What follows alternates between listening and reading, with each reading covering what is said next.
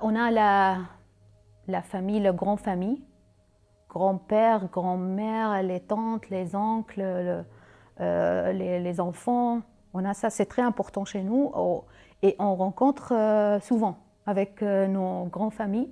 Mais la famille, c'est le papa, la maman et les enfants. C'est ça la famille, pour nous, c'est ça la famille. Et le chef de famille, c'est le papa. Et il y a aussi, quand le grand-parent est vivant, et il a le pouvoir d'achat, il est riche, on peut dire. Donc il est aussi le chef de la famille, toute la famille.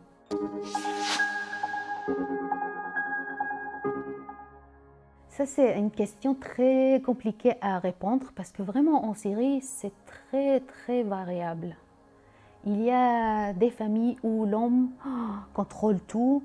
La femme, elle est là pour cuisiner, pour prendre soin, s'occuper des enfants, pour l'éducation. Il y a des femmes qui ne peuvent pas sortir de chez eux sans la permission de leur mari. Donc, et il y a d'autres familles où la femme, elle est très indépendante, elle travaille, elle a fait la décision, elle fait la décision, elle est très responsable. Donc, je ne sais pas, ça dépend de la niveau d'éducation de la famille, niveau aussi social, niveau financier, tout change avec ça. Donc, on voit tout. Mais chez nous, l'égalité, même dans les meilleures situations, l'homme, il est un peu comme ça, la femme, c'est...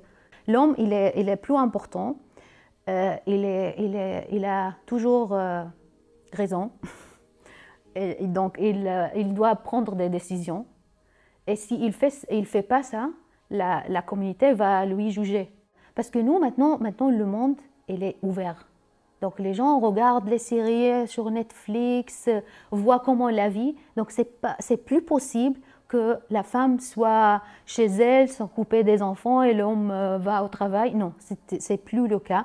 Mais oui, quand par exemple, moi, mes sœurs, notre génération, oui, on était responsables pour les tâches ménagères et s'occuper des enfants. Et l'homme, il est responsable d'aller au travail. Même moi, je travaillais, hein, mes sœurs aussi. Mais notre travail, on ne gagne pas assez d'argent comme, par exemple, l'homme. Donc, il est responsable pour dépenser d'argent. Et donc, lui, il s'en coupe que de son travail. Et la femme s'en coupe d'enfants et des tâches à la maison.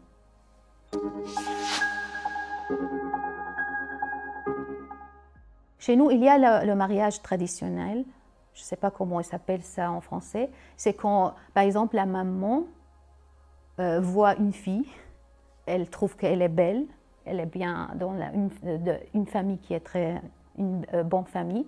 Donc, elle propose cette fille à son fils.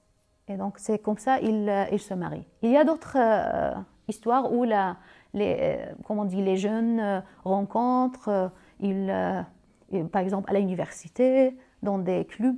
Il y a des clubs de sport, clubs de, je ne sais pas, par exemple, les chrétiens, ou à l'église, il y a toujours des catéchismes où les gens vont pour rencontrer, c'est pas pour prier, normalement c'est pour rencontrer. Et là, ils peuvent trouver quelqu'un, ils tombent amoureux et ils se marient. Mais chez nous, ils ne peuvent pas. C'est interdit de vivre ensemble sans le mariage. Chez nous, c'est pas possible. Même, c'est possible que la police vienne pour leur chercher si ça... Et dans notre culture, le rapport sexuel, c'est que pour les personnes mariées. C'est pas possible avant le mariage.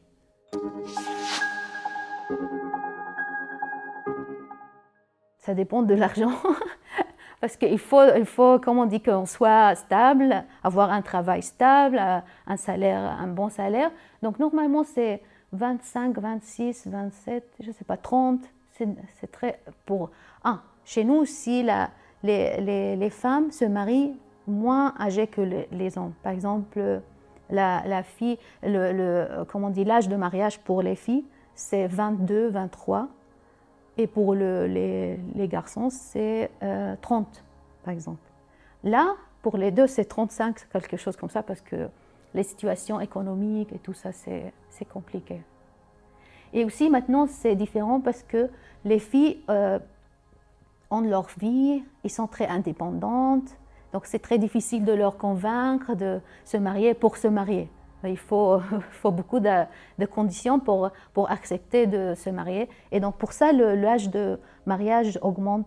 Aussi, c'est variable. Par exemple, il y a des communautés où les gens se marient à 20 ans. Donc, et les filles, par exemple, à 18 ans. C'est possible.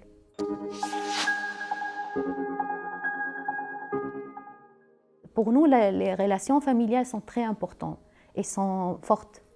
Quand on habitait en Syrie, nous, par exemple, avant la guerre,